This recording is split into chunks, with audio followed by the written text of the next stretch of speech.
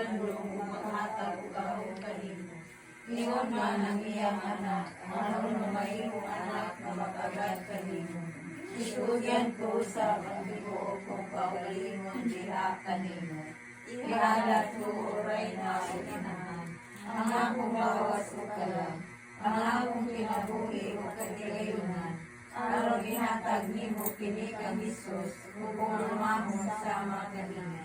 Itulyan ko sa kining tanan ngadto sa Espiritu Santo, aron pinangagi kaniya, kay puso si Hesus dinhi kanako.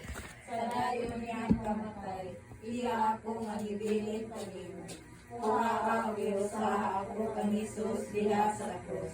Masinugtanon sa amahan, o magtinuhanon sa pagbuot sa Espiritu, diha sa gugma.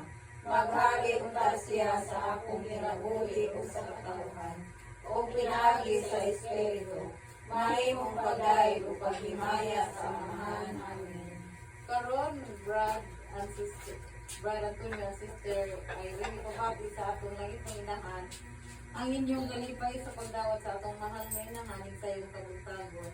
Nga kamong pamilya ang gipili aron makiguban kaninyo ang atong langit ng inahan. Salamat. Salamat sa pag-uwi. Karuban na ito. Ano na karoon sa tawagan, salamat.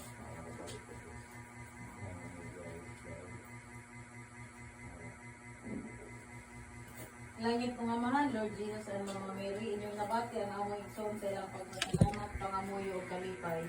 Nga niya karon nakiguban sa ilang pamilya, busa o man kanila nagkayusa kami sa among mga pag-ampong sakripisyo. Alang sa kalinaw sa tibok kalibutan, o pagbayad sa tanang sala sa katawhan, o pagbalik sa mga